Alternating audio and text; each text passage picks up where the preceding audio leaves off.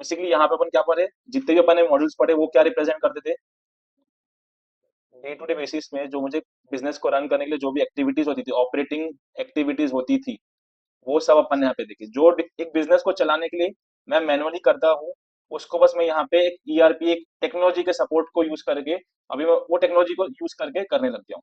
ठीक है, जितनी भी अपन ने चीजें देखा, सब एकदम इंपॉर्टेंट फंक्शन है एक बिजनेस के, कि हाँ अगर मुझे स्मूथली और मेरे को अपने बिजनेस को सक्सेसफुल बनाना है तो ये सब चीज पे फोकस करना पड़ेगा, ये सब फंक्शंस परफॉर्म करना पड़ेगा। पैसे का मैनेजमेंट, अकाउंट्स का मैनेजमेंट, प्रोडक्शन अच्छे तरीके से होए। ठीक है, फिर लोग जो मेरे अंडर काम करते हैं वो फंक्शनली प्रॉपर कर सके, परचेजिंग अच्छे से हो सके। जितने भी मॉड्यूल्स अपन ने देखे सब वो क्या रिप्रेजेंट करते हैं, एक फंक्शन रिप्रेजेंट करते हैं, ऑपरेटिंग एक्टिविटीज जो मैं डे टू डे बेसिस पे करता हूँ वो रिप्रेजेंट करते हैं।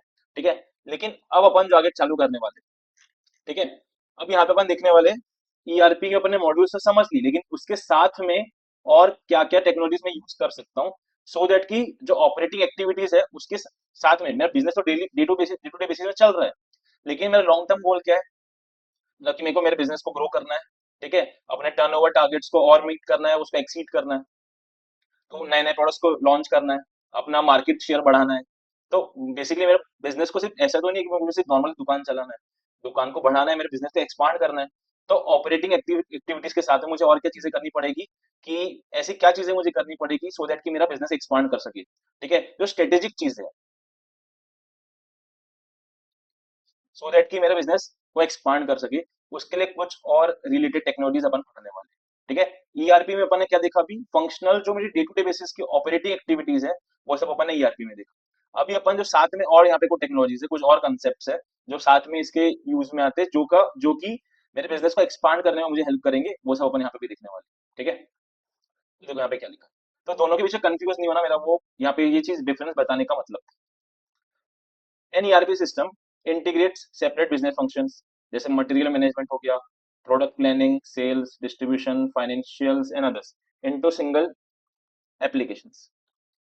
Some other technologies which are going to be discussed in this section are used along with stand alone ERP package, मतलब कि ईआरपी के जो नॉर्मल अपने मॉड्यूल्स है उसके साथ में अगर मैं जो अभी नीचे अपन टेक्नोलॉजी पढ़ेंगे उसको अपन यूज करेंगे, तो the performance of the enterprise will be increase significantly. मतलब कि जो मुझे ग्रोथ करना है, सिर्फ नॉर्मल मुझे लीनियर ही नहीं चलना है, यहाँ पे मुझे बिजनेस को एक्सपांड करना है, तो वो करने के लिए, वो परफॉर्मेंस को इंक्रीज करने के लिए जो अपने नीचे वो टेक्नोलॉजीज पढ़ेंगे वो सब काम में आ सकती है।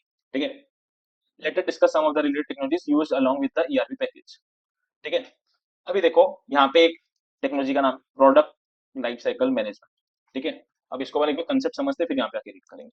सिंपल है,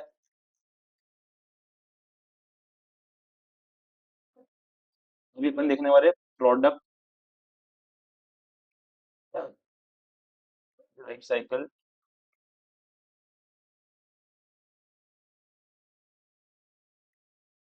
मैनेजमेंट। तो मुझे ये बताइए, अ, जैसे आप लोग अभी जो फोन यूज कर रहे हैं, ठीक है, या फिर कोई भी डिवाइस जो यूज कर रहे हैं, क्या 5 साल पहले भी क्या उसी टाइप के फोन चला करते थे, कि कुछ उसमें पुराना टाइप का चलता था, या 10 साल पहले उसी टाइप के फोन चला करते थे?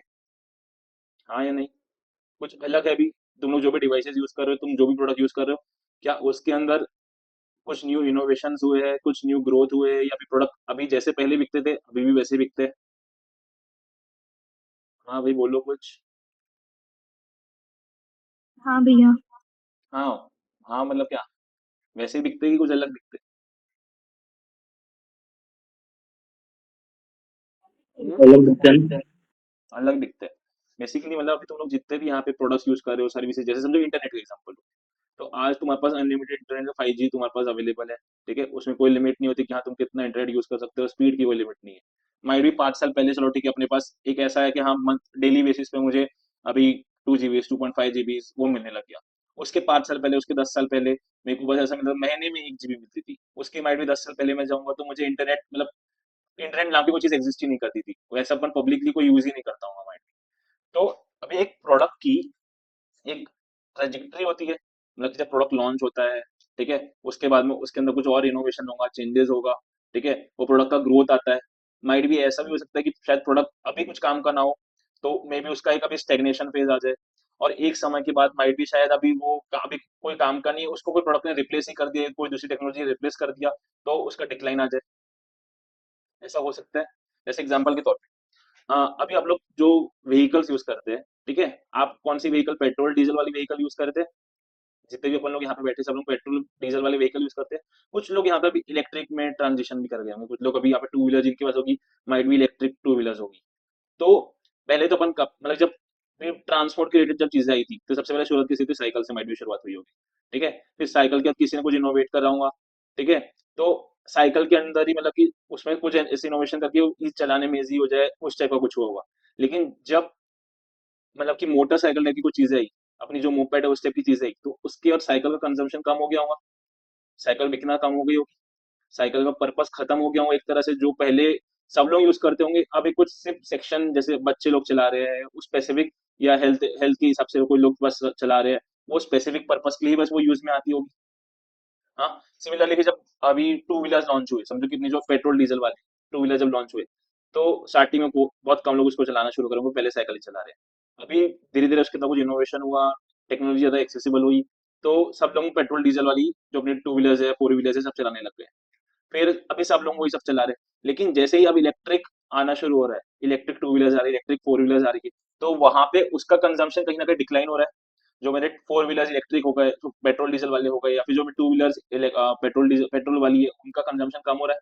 तो एक तरह से कोई ना कोई प्रोडक्ट का डिक्लाइन हो रहा है, क्योंकि एक कोई न्यू प्रोडक्ट मार्केट के अंदर आ रहा है। हाँ नहीं? तो मेरा बोलने का मतलब ये है, समझाने का इसमें ये मतलब है कि क्या, जब कोई प्रोडक्ट आता है मार्केट के अंदर में, तो उसकी जो ट्रेजेक्टरी होती है मार्केट में, कि पहले कितना बिक रहा है, बाद में कितना बिक रहा है, फिर एक समय के बाद में भाई 5-10 साल हो गए उसके बाद कितना बिक रहा है, और एंड में क्या हो रहा है जब कि प्रोडक्ट की तरफ सेल खत्म हो गई है, तो ऐसा होगा ना कि वो एकदम लीनियर तो नहीं होगा, स्ट्रेट लाइन में तो ऐसे सेल्स नहीं हो रही होगी, अप एंड डाउन होती होगी। हाँ नहीं? तो वैसे ही यहाँ पर जो अपना कंसेप्ट है प्रोडक्ट लाइफ साइकिल मैनेजमेंट, तो यहाँ पर भी अपन जो पढ़ने वाले हैं क्या पढ़ रहे हैं? फर्स्ट ऑफ ऑल प्रोडक्ट तो तुमको समझ नहीं रही जैसे कोई चीज नहीं, लाइफ साइकिल। अभी लाइफ साइकिल क्या होता है?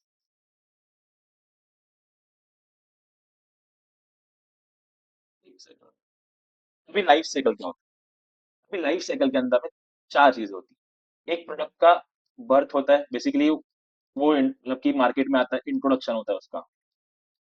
ठीक है, अभी यहाँ पे ये प्रोडक्ट एकदम न्यू है, ज्यादा लोगों को इसके बारे में कुछ पता नहीं है, कुछ इन्फॉर्मेशन नहीं है। लोग एक बार सोचते हैं कि भाई ये मतलब कि फ्यूचर है कि नहीं, ये कुछ काम का है कि नहीं, ट्राई करके देखना चाहिए कि नहीं देखना चाहिए, इसके अंदर कुछ खराबी भी हो सकती है, परफेक्ट माइट भी प्रोडक्ट ना हो। फिर अब जब कोई प्रोडक्ट मार्केट के अंदर आके इंट्रोड्यूस हो गया, फिर धीरे धीरे कुछ कुछ लोग उसको यूज करने लग गए, धीरे धीरे उसकी सेल्स बढ़ेगी। ठीक है, उसका एक ग्रोथ फेज आता है। ठीक है, अभी ग्रोथ करते करते कुछ इनोवेशन करते करते करते करते एक ऐसा पॉइंट आएगा कि मतलब कि अब इसमें कुछ इनोवेशन का कुछ चांस बचा ही नहीं है, मतलब कि प्रोडक्ट में अब क्या चेंजेस लाए ऐसा कुछ बचा ही नहीं। सेल्स हो रही है, लेकिन ना ज्यादा हो रही है ना कम हो रही है। तो एक ऐसा फेज आ जाता है मैच्योरिटी। ठीक है, यहाँ पे प्रोडक्ट की जो सेल्स एकदम लीनियर हो गई है, मतलब ऐसी चल रही है कि ज्यादा कम ज्यादा कुछ नहीं हो रहा है। समझो कि मतलब कि एकदम लीनियर बेसिस पे, ऑलमोस्ट लीनियर चल रही है। फिर एक टाइम आएगा कि यहाँ पे मार्केट में कोई एक न्यू प्रोडक्ट इंट्रोड्यूस होगा, उसका कुछ बर्थ होगा, और लोगों को लगेगा कि ये जो प्रोडक्ट है इससे बेटर ये प्रोडक्ट है, जो न्यू प्रोडक्ट लॉन्च हुआ है, अगर इसका रिप्लेसमेंट है, इसका सब्स्टिट्यूट है, तो यहाँ पे क्या होगा, इस प्रोडक्ट की सेल्स खत्म होती जाएगी, कम होती जाएगी, और इसका एक डिक्लाइन आ जाएगा। हाँ नहीं? जैसे समझो कि एक इंसान है, तो इंसान का समझो एक बर्थ होता है, उसके टीनेज ईयर्स होते हैं, उसके ग्रोथ ईयर्स होते हैं। ठीक है, जब उसका मतलब कि वो उसका दिमाग भी तेज होता है, उसकी बॉडी भी चेंजेस आती है, सब होता है। तो उसके बाद क्या होता है, एक मैच्योरिटी फेज आ जाता है। 20-25 के बाद में, मतलब कि 20-25 साल उसका मैच्योरिटी फेज रहता है। और जब वो एब्सोल्यूट होने लगता है, अभी जब वो नई चीजें को अडेप्ट नहीं कर पाता, तो उसका एक डिक्लाइन आ जाता है, वो मर जाता है। तो वैसे यहाँ पर भी एक प्रोडक्ट, जैसे एक इंसान की एक लाइफ साइकिल होती है, एक फेजेस होते हैं उसके लाइफ के अलग अलग, वैसे एक प्रोडक्ट के भी अलग अलग फेजेस होते हैं। ठीक है, तो मार्केट में जैसे समझो कि कोई प्रोडक्ट लॉन्च हो रहा है, तो उसको मैं क्या बोलूंगा, बर्थ या इंट्रोडक्शन। वो प्रोडक्ट मार्केट में इंट्रोड्यूस हो रहा है, इस टाइम पे क्या होगा, प्रोडक्ट माइट बी इम्परफेक्ट। ठीक है, उसमें कुछ चीजें अच्छी नहीं हो। जैसे समझो कि अभी तुम लोग ऑनलाइन शॉपिंग को इतनी आसानी से यूज कर ले रहे हो, ठीक है, लेकिन जब 10 साल पहले 15 साल पहले जब वो फर्स्ट टाइम आई थी, तो सब लोग रिलेक्टेंट थे कि भाई मैं कहीं से थर्ड जगह से, मैं कभी कपड़े देखा नहीं, कोई चीज देखी देखे भी ना, मैं ऑर्डर करूं, मैं उसको पैसा दे दूं, मेरा गुड्स मेरे पास आएगा कि नहीं आएगा। तो एक रिलेक्टेंस रहता है, एक रिस्क रहता है। ठीक है, तो गुड्स यहाँ पे इम्परफेक्ट रहते हैं, सर्विसेज इम्परफेक्ट रहती है। यहाँ पे भी इनोवेशन का चांसेस बहुत ज्यादा रहता है, मतलब कि मैं यहाँ पे बहुत सारे चेंजेस ला सकता हूँ। यहाँ पे सेल्स कितनी होगी, जैसे समझो कोई प्रोडक्ट मार्केट के अंदर आएगा तो उसमें सेल्स ज्यादा होगी कि कम होगी? हाँ जी, सेल्स ज्यादा होगी कि कम होगी? क्या होगी? कम। कम होगी। जब मार्केट में फर्स्ट टाइम कोई प्रोडक्ट आएगा जिसको लोग जानते नहीं है, जिसके जिसके प्रोडक्ट के ऊपर ट्रस्ट नहीं है लोगों का, उसकी सेल्स कम होगी। ठीक है। अब यहाँ पे सेल्स कम होगी, तो प्रोडक्ट के लिए अवेयरनेस क्रिएट करने के लिए क्या मुझे मार्केटिंग ज्यादा करनी पड़ेगी? हाँ नहीं, मार्केटिंग ज्यादा करनी पड़ेगी। सिमिलरली यहाँ पर अभी फर्स्ट टाइम कोई प्रोडक्ट आ रहा है, तो प्रोडक्ट को मतलब कि मैन्युफैक्चर करने के लिए भी मैं बल्क, सेल्स तो है नहीं तो मैं बल्क में मैन्युफैक्चर कर सकता नहीं। अभी मेरा जो कॉस्ट ऑफ मेकिंग रहेगा, कॉस्ट भी ज्यादा रहेगा बनाने का, क्योंकि मैं यहाँ पे मुझे स्केल का तो बेनिफिट मिलेगा नहीं। तो ये सब चीजें रहने वाली है। सिमिलरली अभी समझो कि एक प्रोडक्ट लॉन्च हुआ था, अब धीरे धीरे लोग उसको जानने लग गए। ठीक है, उसके अंदर उन लोगों ने कुछ परफेक्ट चीजें परफेक्ट कर ली, उसका बेसिक फंक्शनिंग ठीक कर लिया, पैकेजिंग लेबलिंग सब ठीक कर लिया, एक अवेयरनेस क्रिएट कर लिया। ठीक है, तो यहाँ पे भी सेल्स क्या रहेगी? ग्रोथ फेज में, ग्रोथ फेज में रहेगी, बढ़ती रहेंगी हर क्वार्टर ऑन क्वार्टर, हर मंथ ऑन मंथ उसका सेल्स बढ़ते रहेगा।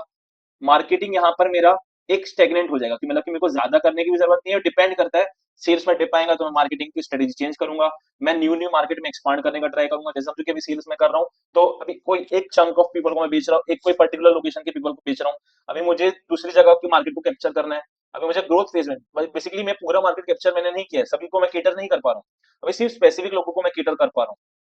तो मुझे क्या करना पड़ेगा? उसके हिसाब से मुझे अपनी मार्केटिंग स्ट्रेटेजीज को चेंज करना पड़ेगा। सिमिलरली मैं यहाँ पे क्या करूंगा?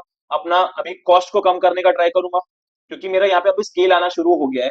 तो मैं क्या करूंगा, अभी जैसे ही मेरा बल्क में कुछ बिक रहा है, ठीक है, ज्यादा सेल्स हो रही है, तो मैं कॉस्ट को कम करने का ट्राई करूंगा सो दैट कि मेरी प्रॉफिटेबिलिटी बढ़े।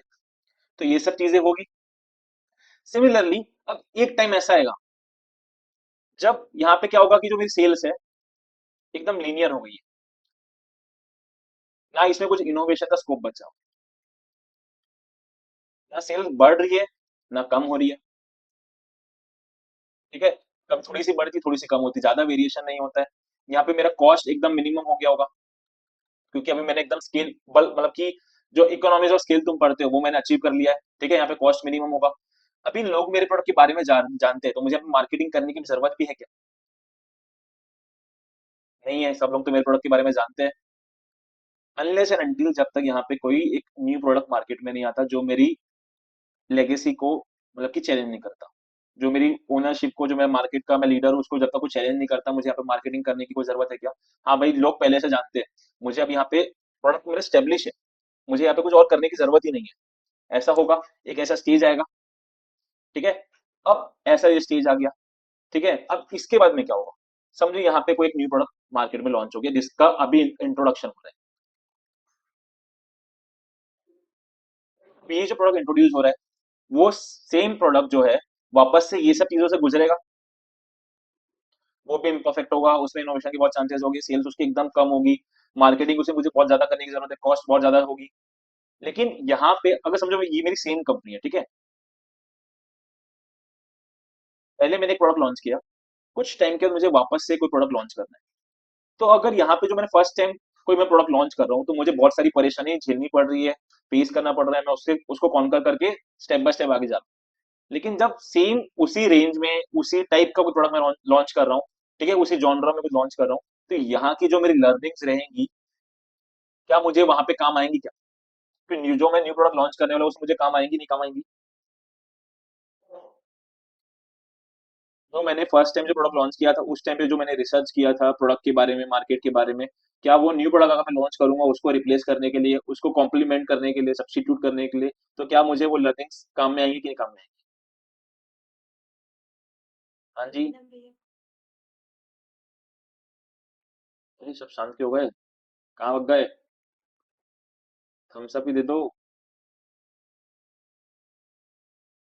तो काम में आएंगी। तो अभी ये जो सब इंफॉर्मेशन है इसको मैं सब ऐसी मतलब कि वेस्ट जान दूं? जैसे समझो कि अभी यहाँ पे फर्स्ट ईयर है, जैसे समझो कि यहाँ पे 2004 में प्रोडक्ट लॉन्च हुआ था, अभी ग्रोथ करते करते ये मैच्योरिटी का यहाँ पे भी आ गया 2016, कितने साल बीत गए? 12 ईयर्स बीत गए। तो अभी इस ये सब जो मेरी लर्निंग्स थी इसको मैंने कहीं नोट नहीं किया था, इसका मेरे पास कुछ बाकी बैकअप नहीं पड़ा हुआ है। तो जब मैं वापस यहाँ पे स्टार्ट करूंगा, अब यहाँ पे तो इतने साल बीत गए, ठीक है, बहुत सारी चीजें चेंजेस भी आ गए होंगे मार्केट के अंदर, बहुत सारी चीजें चेंज हो गई होगी, लेकिन कुछ चीजें तो रेलेवेंट अभी भी होगी। और मेरे पास अगर इसका कुछ इन्फॉर्मेशन अवेलेबल ही नहीं है, तो मुझे वापस से एक बार ग्राउंड जीरो से वापस स्टार्ट करना पड़ेगा। तो इसको जो रिस्टोर करके इसका कुछ बैकअप बना के कहीं ना कहीं इसको मॉनिटर करने का कुछ फायदा है मेरे पास। सिमिलरली अगर मैंने कोई प्रोडक्ट लॉन्च किया है, उसको मैं कैसे सक्सेसफुल बनाऊं, ग्रोथ कैसे लाऊं उस प्रोडक्ट के अंदर में, तो यहाँ पे मैंने बहुत सारी स्ट्रेटेजीज अपनाया होगा कि भाई कैसे अलग अलग कस्टमर को केटर किया जाता है, कैसे उनकी पसंद क्या होती है। ठीक है, क्या कॉस्ट में मतलब कि सॉरी क्या सेल्स प्राइस में किसको गुड्स को मतलब कि वो लोग परचेज करना चाहते हैं, किसको परचेज नहीं करना चाहते हैं, क्या उनका परचेसिंग पावर है, ऐसी बहुत सारी चीजें यहाँ पे लर्निंग की चीजें ग्रोथ फेज में भी होगी। सिमिलरली ये प्रोडक्ट मेरा इंट्रोडक्शन में आ गया, उसके बाद मुझे उसको भी अभी सक्सेसफुल बनाना है, तो यहाँ की लर्निंग वहां पे काम आ सकती है। तो ये सब चीजें बेसिकली ये एक एक फेज का मैं बताने का मीनिंग क्या है, ये सब फेज में जो भी अलग अलग स्टेप्स में ले रहा हूँ, जो भी इंफॉर्मेशन जनरेट हो रही है, उसको स्टोर करके उसको बैकअप बना के रखने का, उसको मॉनिटर करने का, उसको एनालिसिस करने का मेरे को फायदा है। क्योंकि फ्यूचर में जब मैं कोई न्यू प्रोडक्ट लॉन्च करूंगा, या फिर सेम प्रोडक्ट के अंदर ही मुझे कुछ इनोवेशन लाना है, तो मैं कैसे जाता हूँ अपने रूट्स के पास जाऊंगा कि हाँ भाई मेरा प्रोडक्ट आया कहाँ से, क्या प्रॉब्लम की वजह से वो आया था, क्या सॉल्यूशन, कौन से सॉल्यूशन का ये मेरा प्रोडक्ट है, इसके अंदर भी मेरे को क्या इंप्रूव करने की जरूरत है, तो मेरे को रूट्स में जाना पड़ेगा। तो ये सब इन्फॉर्मेशन को मुझे इसलिए एनालिसिस मॉनिटर करना पड़ेगा, स्टोर करके रखना पड़ेगा। तो वो ही ये जो मेरा सॉफ्टवेयर है, प्रोडक्ट लाइफ साइकिल मैनेजमेंट, नाम से भी तुमको समझ में आ रहा होगा, एक प्रोडक्ट की जो कंप्लीट लाइफ लाइफ साइकिल है। ठीक है, कि प्रोडक्ट में क्या, जो स्टार्टिंग से एंड तक का उसके स्टेज जो लाइफ साइकिल, मतलब जो प्रोडक्ट की लाइफ साइकिल में जो भी चीजें से वो गुजरे प्रोडक्ट, जो भी चीजें मैंने की है, जो भी मैंने स्टेप्स लिए, जो भी इंफॉर्मेशन मेरे पास अवेलेबल है, उसको मैनेज करने का, उसको मॉनिटर, उसको एनालिसिस करने का काम है प्रोडक्ट लाइफ साइकिल मैनेजमेंट। ये सॉफ्टवेयर को यूज करके, ये टेक्नोलॉजी को यूज करके करते हैं। ठीक है, जैसे अभी एग्जांपल के तौर पे एक और अपन प्रोडक्ट का एग्जांपल लेते हैं, जैसे अभी 90s में, ठीक है, जब नूडल्स तो किसी ने नूडल्स तो अभी यहाँ पे अपन सभी सब लोग ने यहाँ पे सुना है, नूडल्स मैगी के सब लोग नूडल्स करते हैं। ठीक है, तो अभी 90s में तो नूडल्स का कोई कंसेप्ट ही नहीं था, जैपनीज कंसेप्ट है। तो फर्स्ट टाइम ऐसे कोई नूडल्स किसी ने यहाँ पे मार्केट में लॉन्च किया होगा। ठीक है, अभी फर्स्ट टाइम जो मार्केट में नूडल्स आए होंगे, तो भाई वो लगा होगा क्या चीज है भाई, ये मैदे की क्या चीज है। ठीक है, लोग अपन तो यहाँ पे बहुत ट्रेडिशनल खाते हैं, ये थोड़ा सा इटालियन जैपनीज टाइप का फूड है। ठीक है, तो फिर उसको पॉपुलेट करने में, लोगों के पास पहुंचाने में थोड़ा टाइम लगा होगा, उसमें कुछ स्ट्रेटेजीज अपनानी पड़ी होगी। फिर लेकिन उसका धीरे धीरे धीरे धीरे करके भाई 2015-16 तक क्या हो गया, हर घर घर में नूडल्स सब लोग खाते, मैगी सबका फेवरेट डिश हो गया। ठीक है, सब लोग कभी भी कुछ खाना 2 मिनट में मैगी बनाओ, उस तरफ से उन लोगों ने प्रमोशन किया, एडवर्टीजमेंट की। ठीक है, टारगेट किया, तुमने उसमें भी देखा होगा एडवर्टीजमेंट जो होती थी, जैसे अमिताभ बच्चन वाली की, हाँ भाई बच्चा घर स्कूल से वापस आ रहा है। ठीक है, और मम्मी मतलब कि उसको भूख लगी हुई है, मम्मी 2 मिनट में मैगी बना दे रही है। तो एक तरह से एक मैसेज, एक कहानी के थ्रू, एक स्टोरी के थ्रू वहां पे वो अपने प्रोडक्ट को प्रमोट करने का ट्राई कर रहे थे। एक नॉर्मल सा सिचुएशन है कि हाँ भाई बच्चे जब घर में आते हैं एकदम भूखे रहते हैं, थके हुए रहते हैं, उनको भूख लगी रहती है, जल्दी से जल्दी कुछ देना है उनको खाने के लिए। ठीक है, तो अभी क्या करें, मतलब कि पेरेंट्स अपने क्या करें, अपनी मम्मियाँ क्या करें, तो उसके लिए उन्हें प्रोडक्ट को उसमें वहां पे लिंक किया उन्होंने स्टोरी में। सिमिलरली ऐसी अलग अलग स्टोरीज में, पहाड़ों वाली स्टोरीज या कुछ भी स्टोरीज में, उन लोगों ने यहाँ पे प्रोडक्ट को लिंक करके बेसिकली अलग अलग स्ट्रेटेजीज अपना के प्रोडक्ट की सेल्स बढ़ाई, ग्रोथ लाया। लेकिन तुमने बीच में एक और सुना होगा कि 2015-16 में जो मैगी के इंग्रेडिएंट्स में भाई कुछ कुछ चीजें पाई गई थी। ठीक है, कुछ मतलब कि वो मतलब कि कार्सिनोजेनिक हार्मफुल केमिकल्स पाए गए थे।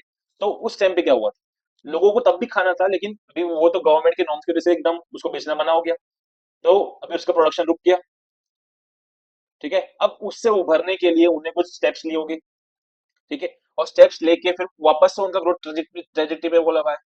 फिर सिंपल मैगी के प्रोडक्ट जैसे अभी फिर उनका जब मैच्योरिटी वापस आने लग गया कि हाँ भाई सब लोग वापस खाने लग गए, नॉर्मल सब कुछ हो गया, अब उस वापस से सेल्स बढ़ाना है, तो उन्हें वापस इनोवेशन को दिया कि भाई मैगी में अलग अलग फ्लेवर्स लाते हैं।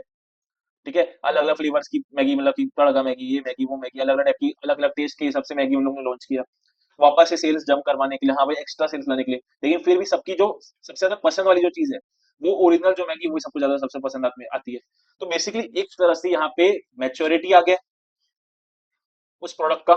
उनने बहुत जगह यहाँ पे इनोवेशन करने का ट्राई किया, सेल्स को बढ़ाने का ट्राई किया, लेकिन अब तुमको वहां पे तुमको ऐसा कुछ अलग से इनोवेशन नहीं दिखता होगा। एक जो प्रोडक्ट की मैच्योरिटी वो आ चुकी है। अब यहाँ पे क्या हो रहा है भाई, मार्केट में क्या हो रहा है, अलग अलग टाइप के रेमन नूडल्स अभी तुमने सुना होगा, तो वो सब लॉन्च हो रहे हैं। ठीक है, उसमें अब जैसे मैगी जो है वो मैदा की होती है, तो उसमें हेल्दी वेरिएंट क्या आ सकता है। मैगी खुद तो ट्राई कर रहा है, लेकिन बहुत सारे अलग अलग ब्रांड्स आ रहे हैं जो कि उसके एक हेल्दियर वर्जन, एक टेस्ट के साथ में कैसे लॉन्च कर सकते हैं, कैसे प्रोडक्ट दे सकते हैं, वो आ रहे हैं यहाँ पे, इंट्रोड्यूस हो रहे हैं मार्केट के अंदर में। तो अगर वो प्रोडक्ट सक्सेसफुल होते हैं, तो यहाँ पे कहीं ना कहीं तो मैगी का डिक्लाइन शुरू हो जाएगा। और अगर वो सक्सेसफुल हो गए, वो ग्रोथ की ट्रेजेक्टरी में आ गए, तो यहाँ पे मैगी की सेल्स एक तरह से तो खत्म हो जाएगी।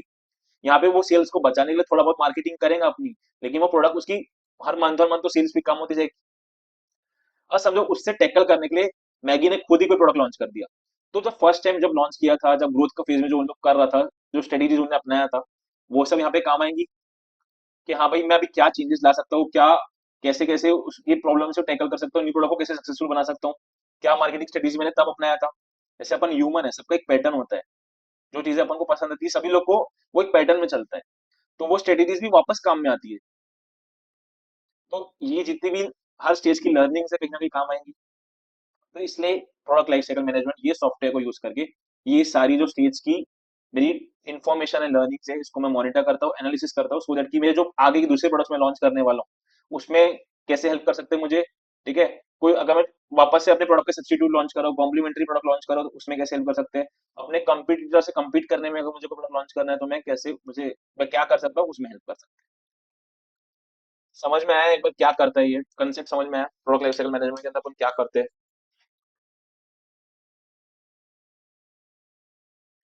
ठीक है, अभी एक बार वहां से रीड कर लेते हैं।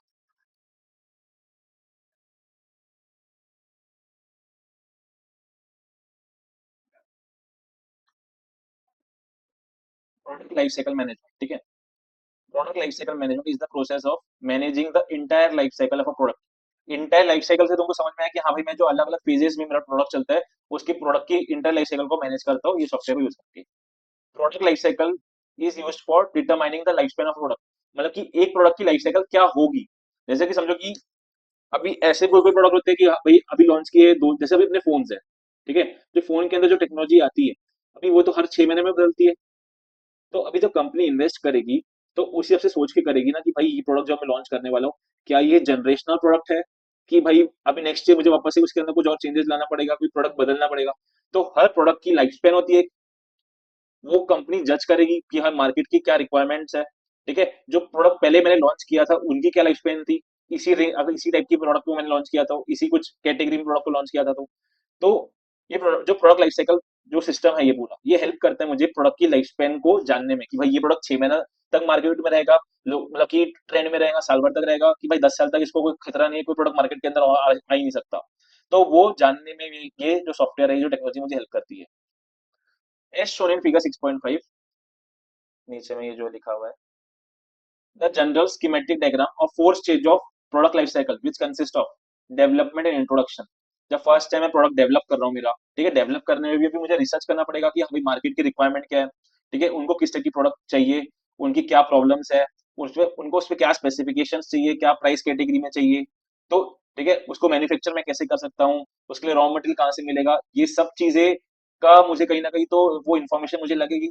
अभी मुझे अगर कोई बिजनेस चालू करना है तो पहले मैं एक रिसर्च करता हूँ ना पहले बैकएंड में कि हाँ भाई ये प्रोडक्ट मतलब कि ये अगर मैं बिजनेस चालू करूंगा तो इसमें क्या प्रॉफिटेबिलिटी होगी, क्या कौन मेरा कस्टमर है, ठीक है, उनको क्या क्या उनकी रिक्वायरमेंट है, कितनी कितनी रिक्वायरमेंट है, उस हिसाब से मैं डेवलपमेंट करूंगा, इंट्रोडक्शन करूंगा प्रोडक्ट का। तो वही सब चीजें ये प्रोडक्ट लाइफ साइकिल ये फेज के अंदर होती है। Then it's growth, second phase क्या ग्रोथ, इंट्रोडक्शन हो गया मार्केट के अंदर में, फिर क्या होता है ग्रोथ।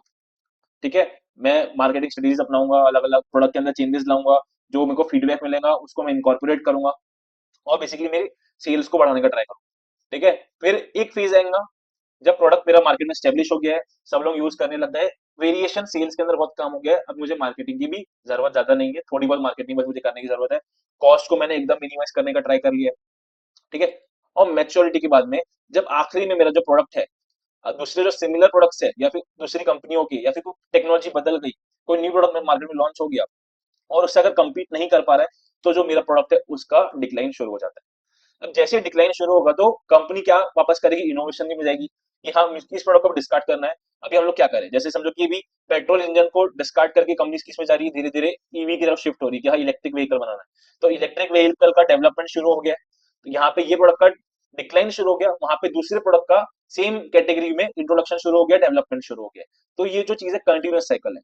यहाँ पे जो मैंने फर्स्ट स्टेप किया था कहीं ना कभी वो प्रोडक्ट डिक्लाइन होगा, खत्म हो जाएगा।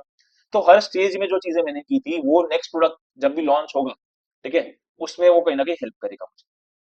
ये तुम खुद सोचो, एक नॉर्मल सा एक बिजनेस में चला रहा हूँ, फिजिकल दुकान चला रहा हूँ, जब मैं फर्स्ट टाइम को बिजनेस चालू करने जाऊंगा तो मुझे बहुत सारी परेशानियां जाननी पड़ेगी, मुझे मार्केट के बारे में कुछ नहीं पता। लेकिन जब मुझे वो एक्सपांड करना है, समझो कि एक दुकान से दूसरी दुकान खोलना है, तो दूसरी दुकान खोलने के लिए मुझे कुछ ज्यादा मेहनत नहीं करनी पड़ेगी। क्यों नहीं करनी पड़ेगी? क्योंकि जो मेरा एक्सपीरियंस है फर्स्ट टाइम जब मैं लॉन्च कर रहा था, वो एक्सपीरियंस मुझे यहाँ पे काम आएगा कि हाँ मैंने कहाँ कहाँ से क्या क्या चीजें की थी, कहाँ से क्या क्या परमिट मुझे लेना पड़ता है, क्या क्या परमिशन लेना पड़ता है, कहाँ से रॉ मटेरियल सोर्स करना पड़ता है, ये सब चीजें अभी मुझे पता है। तो वो यहाँ पे हेल्प करता है। तो वही चीज यहाँ पे बता रहा है कि हाँ भाई मैं हम लोग जो प्रोडक्ट लॉन्च करते हैं, ठीक है, उसकी पूरी लाइफ साइकिल को मॉनिटर करते हैं, सो दैट कि हमको जब बिजनेस एक्सपांड करना है, बढ़ाना है, कोई न्यू प्रोडक्ट लॉन्च करना है, मार्केट में टिके रहने के लिए ये इन्फॉर्मेशन हमारे काम में आती है। ठीक है। फिर नीचे में क्या लिखा? The information gathered from product life cycle will help an enterprise to understand the status of a product in the existing market. अभी जो प्रोडक्ट लाइफ साइकिल के बीच में जो इन्फॉर्मेशन मैं जनरेट कर रहा हूँ, गैदर कर रहा हूँ, ये इन्फॉर्मेशन आएंगी कहाँ से? ये जो मेरे मॉड्यूल्स है ना, ये मॉड्यूल से ही मेरी ऑपरेटिंग इन्फॉर्मेशन आने वाली है कि भाई कितनी सेल्स हो रही है, कॉस्ट कितना है मेरा, ठीक है, कितने अलग अलग कस्टमर है, कौन से मार्केट्स में हम जा रहे हैं, ये सब इन्फॉर्मेशन कहाँ से आने वाली है? इसके साथ में तो जैसे अपन जो पढ़े थे ERP and related technology, ERP से बेसिक इन्फॉर्मेशन मुझे मिलेगी जो मुझे चाहिए एनालिसिस करने के लिए। वो सब चीजें यहाँ पे मैं स्टोर करूंगा, उसको एनालिसिस करूंगा, मॉनिटर करूंगा, और इन्फॉर्मेशन को प्रोसेस करके क्या डिसीजन लेना है, स्ट्रेटेजिक डिसीजन जो तुमको मैंने बताया कि हाँ कैसे आगे बढ़ाना है, वो सब मैं यहाँ पे करूंगा। समझा नहीं समझा प्रोडक्ट लाइफ साइकिल बताइए। अच्छा। हाँ जी, बाकी लोग एक थम्स अप दे दीजिए बस, अगर समझ गया तो। जिनने नहीं दिया है वो ही बता दो। अदिति, आर्या, माही, मनसी, तुमको समझा कुछ? हाँ भैया। ठीक है, चलो इसके आगे नेक्स्ट टॉपिक पढ़ते हैं फिर।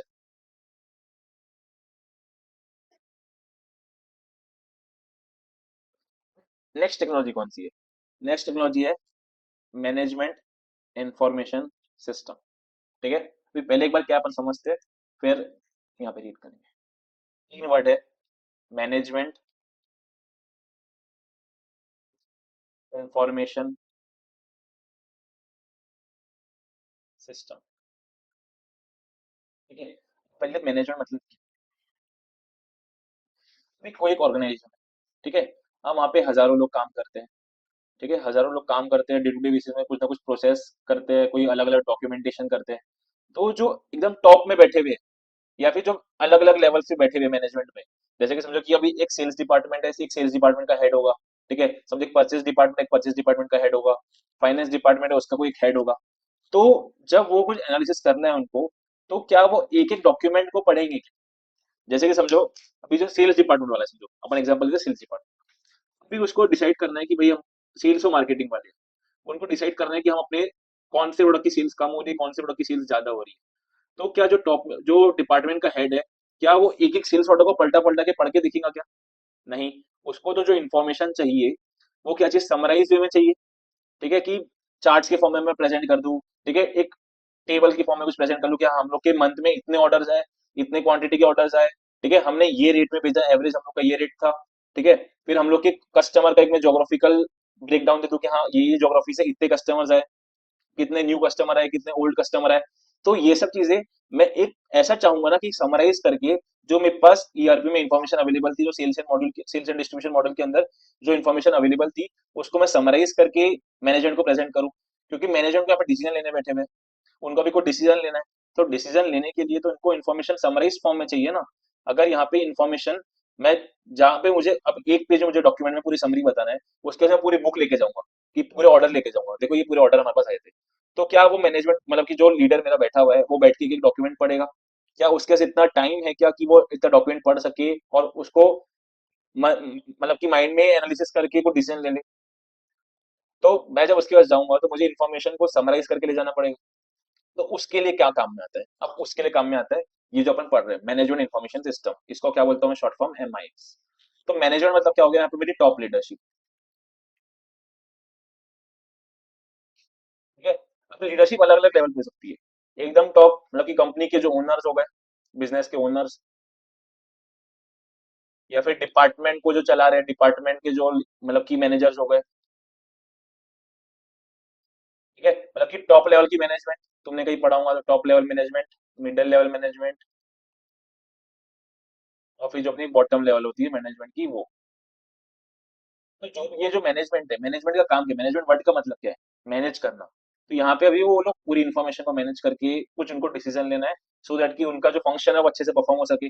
तो मैनेजमेंट करने के लिए उनको भी इंफॉर्मेशन चाहिए। अब इंफॉर्मेशन मतलब क्या? ईआरपी के अंदर जो मैं पुट कर रहा था वो था मेरा डेटा। एक एक जो एंट्री मैं पुट कर रहा हूँ, ठीक है, एक एक जो ऑर्डर का मैं एंट्री कर रहा हूँ वो है, परचेज की जो एंट्री कर रहा हूँ, अलग अलग जो वेंडर का डीलिंग कर रहा हूँ, सब वो मेरा डेटा है। लेकिन जब मैं बहुत सारे डेटा को प्रोसेस करता हूँ, प्रोसेस मतलब क्या, कि हाँ उसमें से मैं कुछ क्रक्स निकालने का ट्राई करता हूँ, कंक्लूजन निकालने का ट्राई करता हूँ। अभी जो डेटा मेरा रॉ फॉर्म में है, मेरे पास अगर यहाँ पे 100 ऑर्डर की कॉपीज पड़ी होगी, तो 100 ऑर्डर की कॉपीज में कुछ हर इसमें कुछ ना कुछ अलग अलग डेटा मुझे अवेलेबल मिलेगा, रॉ डेटा अवेलेबल मिलेगा। लेकिन जब उसको मैं प्रोसेस करूंगा, प्रोसेस मतलब कि समराइज करूंगा, तो मुझे माइट भी एक ट्रेंड दिखने लग जाए। ठीक है, कि कौन से प्रोडक्ट की सेल्स ज्यादा हो रही है, कौन से प्रोडक्ट की सेल्स कम हो रही है, किसमें मेरा प्रॉफिट ज्यादा है, किसमें मेरा प्रॉफिट कम है, कौन सा मेरा कस्टमर सबसे बड़ा है, कौन सा कस्टमर मेरा कम है। तो एक ट्रेंड दिखने लग जाएगा। लेकिन जो इंडिविजुअल फॉर्म में जो एक एक सेल्स ऑर्डर था, क्या उससे मैं कुछ एनालिसिस कर सकता हूँ? क्या नहीं। उस क्या मुझे मुझे उससे कुछ इन्फॉर्मेशन मिल सकती है? क्या नहीं। लेकिन जब मैं डेटा को, बहुत सारे डेटा को साथ में जब प्रोसेस करता हूँ, तो कंक्लूजन जब मैं कंक्लूड करूंगा कुछ, तो मुझे यहाँ पे कुछ इन्फॉर्मेशन मिलेगी, इन्फो मिलेगा। ठीक है, जिसको यूज करके जो मेरी मैनेजमेंट है वो डिसीजन लेंगी। ठीक है, तो इसी को, ये इंफॉर्मेशन जो मेरे को मैनेजमेंट को प्रोवाइड करना है, इसको जो प्रोवाइड करने का जो सिस्टम होता है वो मैं बोलता हूँ मैनेजमेंट इन्फॉर्मेशन सिस्टम। ठीक है, अभी आपसे एक बार अपना रीड करते करते समझेंगे। एक बार मैंने एक बेसिक तुमको कंसेप्ट समझा दिया। Management information system in MIS, there are three components. Management information और सिस्टम, जैसे भी तुमको मैंने बताया। मैनेजमेंट कौन है? एंड यूजर, डेटा का एंड यूजर, जो डिसीजन लेने वाले, मैंने जैसे तुमको बताया, जो डिसीजन लेने वाले हैं। नीचे मेरे तो वर्कर्स होते हैं जो फुट मतलब कि जो एक्चुअल काम कर रहे हैं। लेकिन सिर्फ वो काम करने से काम चल जाएगा? क्या नहीं, उनको दिशा भी दिखाना पड़ेगा कि हाँ भाई तुमको किस तरफ में मतलब काम करना है, क्या तुमको चेंजेस लाने की जरूरत है, नीचे बॉटम में तुमको क्या बदलने की जरूरत है। तो उसके लिए किसी ना किसी को कोई ना कोई डिसीजन लेना पड़ेगा ना, कि हाँ भाई ये डिसीजन लेंगे, ये डिसीजन लेने के बाद में आपको इस तरीके से बदलना है अपनी वर्किंग को, ये अपना टारगेट है, ये सब चीजें एक किसी ना किसी को बताना पड़ेगा। तो मैनेजमेंट क्या है? एंड यूजर, डेटा की जो नीचे जनरेट हो रहा है डेटा, उस डेटा को जो प्रोसेस करके जो डिसीजन लेने वाली उसकी एंड यूजर है मैनेजमेंट। अब इन्फॉर्मेशन क्या? इन्फॉर्मेशन जैसे तुमको बताया मैंने, प्रोसेस्ड डेटा। ठीक है, डेटा मेरे पास जनरेट हो रहा है, लेकिन इंडिविजुअल जो रॉ डेटा है मैंने कुछ काम करनी है, मुझे डेटा को क्या करना पड़ेगा? प्रोसेस करना पड़ेगा। ठीक है, प्रोसेस करके उससे कुछ कंक्लूजन निकालना पड़ेगा, कुछ ट्रेंड निकालना पड़ेगा, कि हाँ भाई कि ये क्या बोलना क्या चाह रहा है डेटा, ये जो हमारे लोग कंपनी में कर रहे हैं उससे मुझे क्या इनसाइट्स मिल रही है, मुझे जो मुझे डिसीजन लेना है, तो वो मैं डेटा के बेसिस पे लूंगा, ये इन्फॉर्मेशन के बेसिस पे लूंगा। ठीक है, तो जैसे समझो कि मेरी सेल्स स्टेगनेंट है, तो वो एक इन्फॉर्मेशन जब बता रहा है मेरे को कि हाँ भाई हम लोग जो भी चीजें कर रही है लेकिन फिर भी हमारी सेल्स सेम है। लेकिन अब उसके अंदर एक एक और डेटा पॉइंट है, एक इन्फॉर्मेशन मुझे मिल रही है। जैसे पहले एग्जांपल भी मैंने दिया था कि हर बार हमारे पास जो न्यू कस्टमर है ज्यादा आ रही है, लेकिन रिटर्निंग कस्टमर कम है। तो अभी हम लोग का वहां पे बैलेंस आउट हो जा रहा है, उसका मतलब नए कस्टमर आ रहे हैं, पुराने कस्टमर वापस ही नहीं आ रहे। जब तक पुराने कस्टमर भी वापस मेरे पास नहीं आएंगे और न्यू कस्टमर नहीं आएंगे, क्या मेरी सेल्स बढ़ेगी? क्या नहीं बढ़ेगी। तो यहाँ पे मेरी सेल्स स्टेगनेंट थी, वो तो मुझे समझ में आ रहा था, हम लोग सब लोग खुश है कि हम लोग का टारगेट अचीव हो गया, जो हम लोग टारगेट चाहते थे वो अचीव हो गया, लेकिन हम लोग के जो कस्टमर है वो तो रिटर्न नहीं आ रहे। तो कहीं ना कहीं हम लोग का जो टारगेट अचीव होने के बाद भी जो फंक्शन हमको परफॉर्म करना था वो अच्छे से परफॉर्म नहीं हो पाया। तो कैसे पता चला? जब मैंने डेटा को एनालिसिस किया, प्रोसेस किया, तभी मुझे पता चला। ठीक है, तो वो इन्फॉर्मेशन, वो डेटा को प्रोसेस करने का जो इन्फॉर्मेशन है, वो यूज में ला के मैनेजमेंट डिसीजन लेती है। फिर सिस्टम का मतलब क्या? सिस्टम मतलब क्या? Integration and holistic view of the enterprise. भी इंफॉर्मेशन एनालिसिस करने के लिए, जनरेट करने के लिए, प्रोसेस करने के लिए मुझे अलग अलग डिपार्टमेंट से इंफॉर्मेशन लगेगी। ठीक है, सारे डिपार्टमेंट से जब मैं इंफॉर्मेशन को कोलेट करूंगा, एक साथ सब सारी इंफॉर्मेशन को मैं कनेक्ट करूंगा। अभी सारे डिपार्टमेंट अगर साइलो में रहेंगे तो मैं कनेक्ट नहीं कर पाऊंगा, लेकिन जब सारे डिपार्टमेंट के जो डेटा पॉइंट्स है उन सबको मैं साथ में प्रोसेस करूंगा, तो मुझे कहीं ना कहीं कनेक्टिविटी दिखेंगी एक जगह पे, कि हाँ भाई यहाँ पे एक कोई थ्रेड मिलेगा जहाँ पे सब कनेक्ट हो जाएगी। ठीक है, तो वहां पर अब वो मैं कैसे करूं? ठीक है, तो उसके लिए एमआईएस काम में आते हैं। जैसे यहाँ पे होलिस्टिक, होलिस्टिक मतलब क्या होता है? कंप्लीट। होलिस्टिक मतलब क्या? कंप्लीट। मेरी जो ऑर्गेनाइजेशन है उसका कंप्लीट व्यू। ठीक है, इंटीग्रेशन मतलब क्या? सभी को साथ में जोड़ना, कनेक्ट करना। ठीक है, तो सिस्टम क्या करता है? सारे डिपार्टमेंट्स को कनेक्ट करता है और एक कंप्लीट ओवरव्यू मुझे देता है डिपार्टमेंट कंपनी का मेरे, कि हाँ कौन से फंक्शन में क्या काम हो रहा है। एक और एग्जांपल, जैसे कि समझो सेल्स का एग्जांपल लेते हैं। मेरा टारगेट था समझो सेल्स करने का, अज्यूम करते हैं अपन 1000 रुपीज का। ठीक है। अभी यहाँ पे मैंने लास्ट टाइम जब गुड्स भेजा था तो मैंने 10 पीसेस भेजा था। ठीक है। और मेरा सेल्स समझो 1000 का मैंने अचीव कर लिया था। तो मतलब कि 10 पीसेस मैंने बेचा था और प्राइस मेरा था 100। तो यहाँ पे इसलिए मेरा 1000 का अचीव हो गया। वापस से नेक्स्ट मंथ पे मेरा 1000 का सेल्स अचीव हो गया है। ठीक है। लेकिन जो मेरी सेल्स है ना, उसकी सेल्स मेरी यहाँ पे कम हो गई। अज्यूम करते हैं अपन, जो प्राइस है मेरा, प्राइस को मैंने यहाँ पे थोड़ा सा बढ़ा दिया था, अज्यूम करते हैं 125। ठीक है। और मेरी क्वांटिटी यहाँ पे कम हो गई उसकी वजह से 8। ठीक है। तो मेरा यहाँ पे टारगेट जो मेरा था लास्ट मंथ, जैसे सेम सेल्स मैंने अचीव कर लिया, लेकिन अगर मैं एक्चुअल में देखूँ तो यहाँ पे मेरी सेल्स की क्वांटिटी कम हो गई है। तो ये क्या दर्शाता है कि हाँ भाई मैंने बेचा तो है, लेकिन जितना बेचना चाहिए था उससे लास्ट मंथ से मैंने कम बेचा है। तो ये कहीं ना कहीं तो गलती कुछ हो रही है। इस अगर सिर्फ मैं सेल्स के डेटा को देखूं, सिर्फ सेल्स डिपार्टमेंट के डेटा को देखूं, तो मुझे इससे समझ में क्या आएगा कि हाँ भाई मैंने जो टर्नओवर है मेरा, मुझे वो दिख जाएगा। ठीक है। लेकिन यहाँ पे ये जो क्वांटिटी वाला जो इन्फॉर्मेशन है कि हाँ क्वांटिटी कितनी बिकी है, ये मुझे कहाँ से मिल सकता है? कितना प्रोडक्शन हुआ है, इन्वेंट्री में से कहाँ से कितना डिस्पैच हुआ है, वो सबसे मुझे वहां से पता चलेगा। ठीक है। सिमिलरली यहाँ पे अभी 100 रुपीज जो मेरा प्राइस था, 125 जो प्राइस था, ये किन्ने सेट किया हुआ है? मार्केटिंग वालों ने सेट किया हुआ कि हाँ भाई मार्केट की डिमांड के हिसाब से प्राइस सेट करते हैं। ठीक है। तो ये इन्फॉर्मेशन मुझे कहाँ से मिलेगी? मार्केटिंग डिपार्टमेंट से मिलेगी। अगर सिर्फ मैं इस डेटा पॉइंट को देखूंगा, नीचे का मैं कुछ नहीं देखूंगा, तो मुझे खुश होना चाहिए कि हाँ भाई 1000 था, ये जो भी 1000 है कोई बदलने वाली, कोई बड़ी चिंता करने वाली बात नहीं। लेकिन जब मैं डीपर जाऊंगा तो यहाँ पे कहीं ना कहीं तक मुझे दिख रहा है कि हाँ भाई मेरी सेल्स का जो क्वांटिटी है वो कम हो गई है। ओवरऑल मैंने अमाउंट तो अचीव कर लिया, लेकिन मैंने प्राइस बढ़ाने की वजह से मेरी क्वांटिटी कम हो गई है। तो यहाँ पे ये मुझे कंप्लीट ओवरव्यू मिल रहा था क्या? अगर मैं सिर्फ फर्स्ट चीज को देखूँ तो नहीं। तो अगर मुझे कंप्लीट ओवरव्यू चाहिए तो मुझे सारे डिपार्टमेंट्स का डेटा को साथ में कनेक्ट करना पड़ेगा। ठीक है। हर डिपार्टमेंट के डेटा से कहीं ना कहीं कोई लिंक निकालना पड़ेगा। हाँ नहीं। समझो कि एक और एग्जांपल लेते हैं। अभी यहाँ पे मैंने लास्ट मंथ 100 क्वांटिटीज बेची थी। इस मंथ समझो कि मेरी 70 क्वांटिटीज ही बिकी। मुझे यहाँ पे दिख रहा है कि हाँ मेरी सेल्स डाउन टर्न में आ गई, कम हुई। अभी मुझे यहाँ पे पेपर देखना है कि क्यों ऐसा हुआ।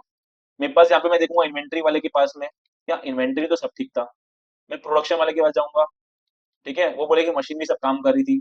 एचआर वाले के पास जाऊंगा, वो बोलेगा कि भाई लोगों की कमी हो गई थी, लोग कम पड़ गए। तो लोग कम पड़ने की वजह से प्रोडक्शन कम हुआ। प्रोडक्शन कम हुआ तो इन्वेंट्री में कम रहा गुड्स, इन्वेंट्री कम हुआ तो सेल्स मेरी कम हो गई है। तो ये जो प्रॉब्लम थी, अगर मुझे ये इन्फॉर्मेशन मेरे पास रहती नहीं कि मेरे पास अभी करंटली कितने लोग काम कर रहे हैं, कितने लोग पेरोल में है। ठीक है। या फिर मुझे रेजिग्नेशन का डेटा मेरे पास नहीं रहता कि हाँ मेरे पास कंपनी में भी पिछले मंथ समझो कि 10 लोग काम करते थे, इस बार 7 लोग काम कर रहे हैं, तो 3 लोग छोड़ के चले गए, तो मेरे यहाँ पे स्टाफ मेरा कम हो गया। तो स्टाफ कम होगा तो कभी ना कहीं तो मेरा ऑपरेशन के ऊपर भी इफेक्ट आएगा। लेकिन अगर ये इन्फॉर्मेशन को मैं कनेक्ट ही ना करूं, सिर्फ इसको देखूं, तो क्या मैं करेक्ट डिसीजन ले सकता हूँ क्या? नहीं ले सकता।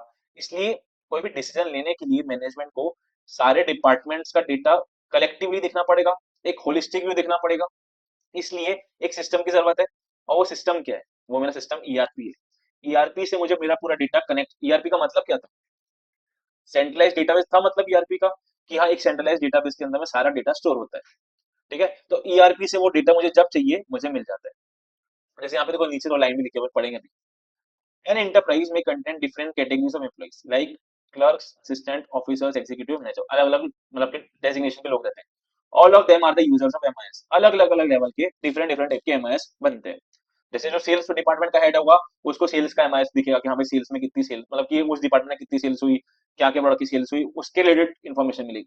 जो उससे एक ऊपर लेवल बैठा रहेगा, जो मल्टीपल डिपार्टमेंट्स को हेड करता है, जैसे एक बंदा है उसके अंडर में सेल्स का भी, सेल्स भी आता है, परचेज भी आता है, फाइनेंस भी आता है, तो उसको जो इन्फॉर्मेशन मिलेगी सारे डिपार्टमेंट की मिलेगी। तो जो डिपार्टमेंट को मैं हेड करता हूँ, जो डिपार्टमेंट मेरे अंडर काम करते हैं, उस हिसाब से मुझे इन्फॉर्मेशन मिलेगी। वो बोलना चाह रहे हैं यहाँ पे। MIS will collect relevant data from inside and outside an enterprise. ये लाइन बहुत इंपॉर्टेंट है। एमआईएस का काम सिर्फ ये नहीं है कि अंदर में जो काम हो रहा है वो सिर्फ इंफॉर्मेशन को यूज करना। यहाँ पे बोल रहा है कि जो आउटसाइड डेटा जनरेट हो रहा है मार्केट, मतलब कि आउटसाइड वर्ल्ड में जो डेटा जनरेट हो रहा है उसको भी यूटिलाइज करो। ये क्वांटिटी वाला एग्जांपल है। जैसे कि मेरी जो सेल्स हुई लास्ट मंथ 100 थी, इस बार 70 क्वांटिटी बिकी। मेरा एक कस्टमर है ए नाम का, समझो वो लास्ट टाइम 50 बेचता था, इस बार वो 20 पे आ गया। एक दूसरा कॉम्पिटिटर है, वो समझो 80 बेचता था, वो समझो 50 पे आ गया। तो अभी यहाँ पे अगर मैं डिक्रीज देखूँ तो मेरे यहाँ पे समझो कि 30% से डिक्रीज हो गया। इसकी तो मतलब आधे से भी कम हो गई, मोर देन 50% सेल्स कम हो गई। इसकी भी मैं बोलूँ तो मोर देन 35% सेल्स कम हो गई। वैसे मैं ये डेटा पॉइंट को देखूँ तो मुझे ऐसा लगेगा कि हाँ भाई मेरी सेल्स बहुत ज्यादा कम हो गई है, मुझे कहीं ना कहीं कुछ करेक्टिव स्टेप लेने की जरूरत है। लेकिन जब मैं मेरे कॉम्पिटिटर से डेटा को एनालिसिस करूँ, उनका सेल्स का भी डेटा एनालिसिस करूँ, तो मैं कहीं ना कहीं उनसे बेटर मेरा काम चल रहा है। अब ऐसा क्यों हो सकता है? माइट भी ऐसा हो कि भाई जो ओवरऑल इकोनॉमी है वो खराब चल रही हो, लोगों के पास पैसा नहीं है, महंगाई बहुत ज्यादा है, इन्फ्लेशन बहुत ज्यादा हो गया है, ठीक है, नौकरियां कम हो गई हो, ऐसा अलग अलग डेटा हो सकते हैं। उसके बेसिस पे ये सब, मतलब कि मेरे सेल्स के ऊपर जो इफेक्ट है वो सब आ सकता है।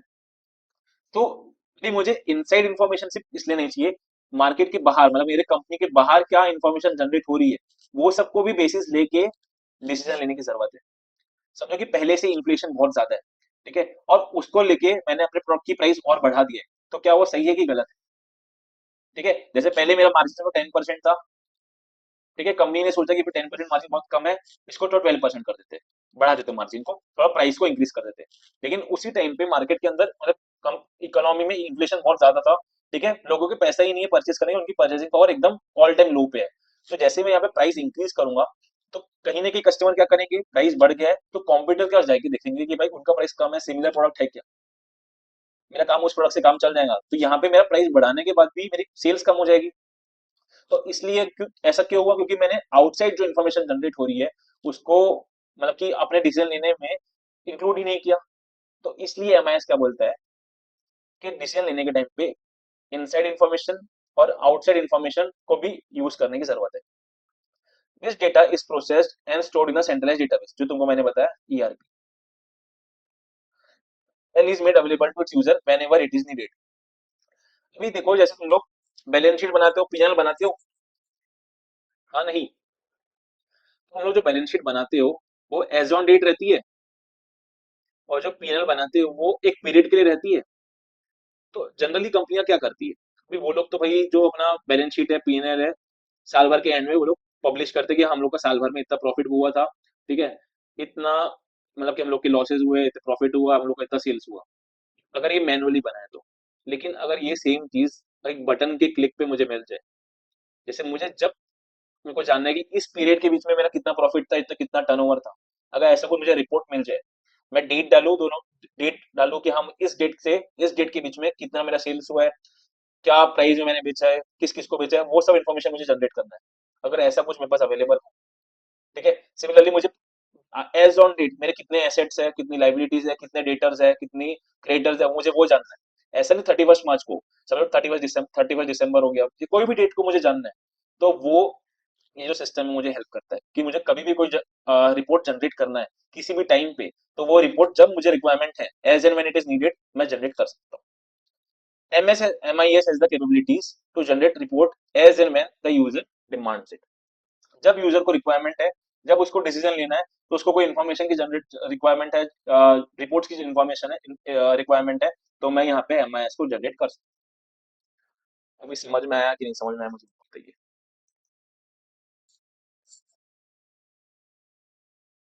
हाँ, बाकी लोग बताइए, MIS का मतलब समझ में आया क्या होता है? MIS बेसिकली मतलब क्या है? MIS के अंदर 3 पार्ट्स है, मैनेजमेंट इंफॉर्मेशन सिस्टम, ठीक है, जो मेरे डिसीजन मेकर्स है, उनको डिसीजन लेने के लिए जो इन्फॉर्मेशन चाहिए, ठीक है, वो समराइज फॉर्म में चाहिए, ठीक है। तो अभी इंफॉर्मेशन जो मैं उनको दूंगा, उनको मैं डे टू डे बेसिस की सारी चीजें तो दिखा नहीं सकता, मुझे उसको प्रोसेस करके एनालिसिस करके कुछ समराइज फॉर्म में कुछ दिखाना पड़ेगा, पीपीटीज के फॉर्म में, पीडीएफ के फॉर्म में, जैसे ही मुझे प्रेजेंट करना है, एक पिक्चर के फॉर्म में माइट भी दिखा दूं, तो वो उस इंफॉर्मेशन को समराइज करके मैं कैसे प्रेजेंट करता हूँ, वो एमआईएस बताता है, ठीक है, उस सिस्टम को यूज करके वो मैं प्रेजेंट कर सकता हूँ। एमआईएस में और क्या बोला कि अलग अलग एमआईएस में अलग अलग लेवल्स के लोग अलग अलग टाइप का रिपोर्ट्स को यूज करते हैं, जैसे उनकी रिक्वायरमेंट है उसके हिसाब से। एमआईएस में सिर्फ इनसाइड इन्फॉर्मेशन नहीं रहती है, आउटसाइड इन्फॉर्मेशन जो है, कंपनी के बाहर की इन्फॉर्मेशन, उसको भी मैं इंक्लूड करता हूँ। जब मैं इन्फॉर्मेशन प्रोसेस कर रहा हूँ अपना डिसीजन लेने के टाइम पे, एमआईएस में मैं कभी भी कोई भी रिपोर्ट जनरेट कर सकता हूँ एज एंड व्हेन, जब मुझे रिक्वायरमेंट है, जब यूजर को रिक्वायरमेंट है। समझ में आया नहीं समझ में आया?